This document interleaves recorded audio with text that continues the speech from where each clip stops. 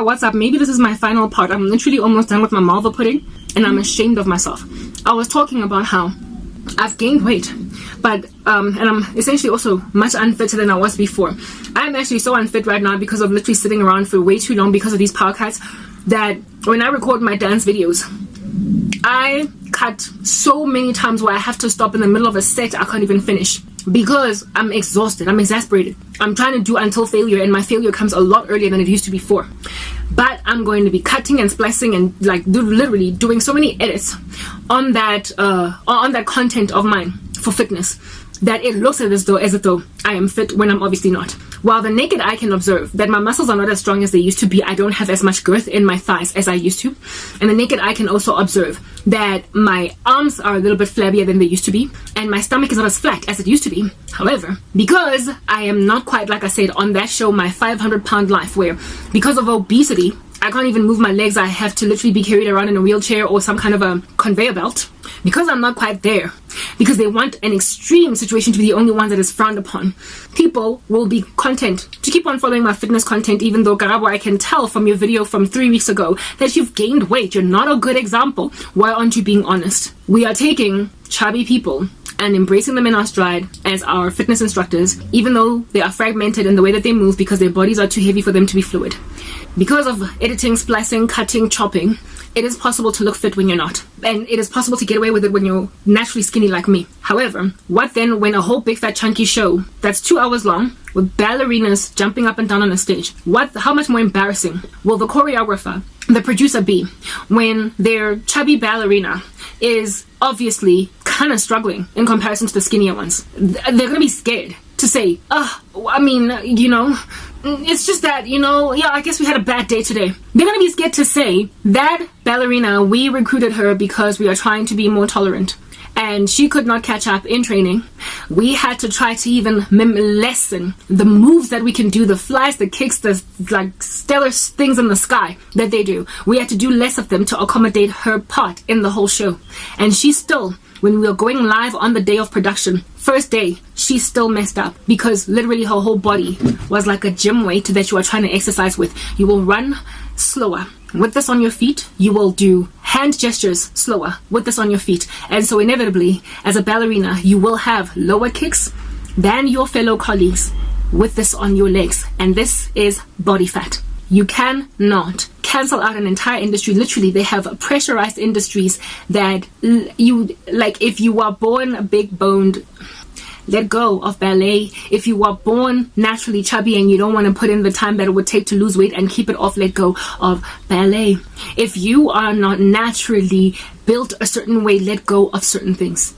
People just need to start accepting that some things aren't broken, but they're trying to fix it. But in the spirit of tolerance, the tolerance agenda of which is tolerating everything else that ought not be tolerated, they are doing away with the beauty and the glory of art.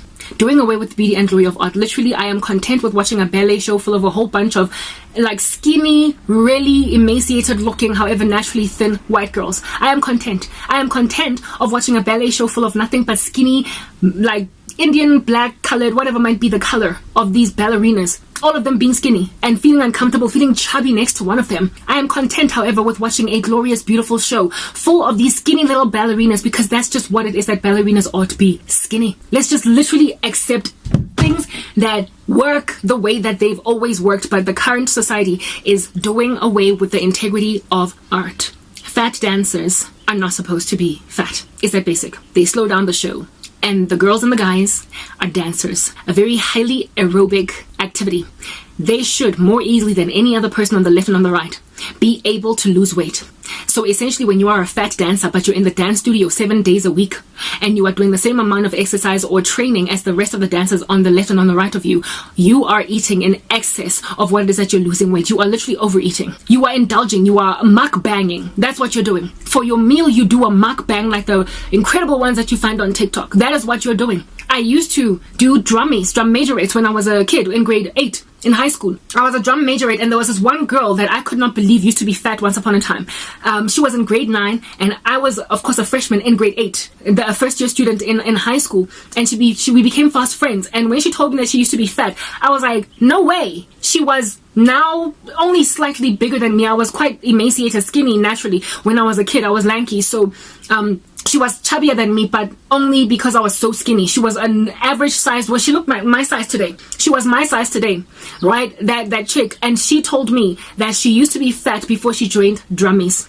And she said that Drummies, the drum majorettes, if you've done it, it involves so much running, so much jogging, so much squatting, so much lunging, and we train for literally almost every day of the week for hours. This chick did not change any of her eating habits, only joined Drummies. And because of Drummies, she lost all that weight. She did not change what she usually ate, only worked out like that. Dancers are similar to drum majorettes because they don't just do one little session for half an hour every 5 days. They are literally usually in the studio every single day, and they do the same amount of strenuous activity as all the other dancers. So there is no way that as a dancer you would stay chubby unless you are eating so much more than the regular person on the daily. It does not make sense. You don't even need to be on a caloric deficit. If you work out that much, you should not be that big. And I would know that this is true because a colleague of mine that I spoke about in my earlier parts, that chubby Oki, he was into fitness. He was not fitness. I don't know if I can call it fitness when you eat so much. He was a weightlifter. He was a bodybuilder. He looked fat, however, as opposed to actually toned or firm, because of all of the food that he was eating. He was our colleague, right? So we got to, of course, every so often have lunch with him. Every time we had a team brunch, guys, the buns, the rolls on his plate, the meat on his plate, the potato salad on his plate, and sometimes he would even grabbing 2 entire plates without even going back for seconds. And when we'd be like, no, but why don't you go back for seconds? He'd be like, because I know I'm going to eat it all. So I don't want to have to get up again and go. I know that I'm going to finish all this food on the plate. He used to overeat. And so that's why he was chubby over and above buff. So dancers who are fat, and I call them dancers because by mere virtue of being a dancer, you are in the studio all day long. Largely. Otherwise, you're not a dancer. You're just some dude with a hobby. Every so often, you do it. Real dancers are in the studio almost every day of their lives, right? And many of these people, if you are getting hired by the Grammys or the Oscars, you're a real dancer. Meaning you're in the studio every day. You train every day. You're not just some fly-by-night person that every so often likes to do a dance video on TikTok. So if you train that much and you're still fat, you train that much and you're still overweight, you are overeating. And overeating is a sin.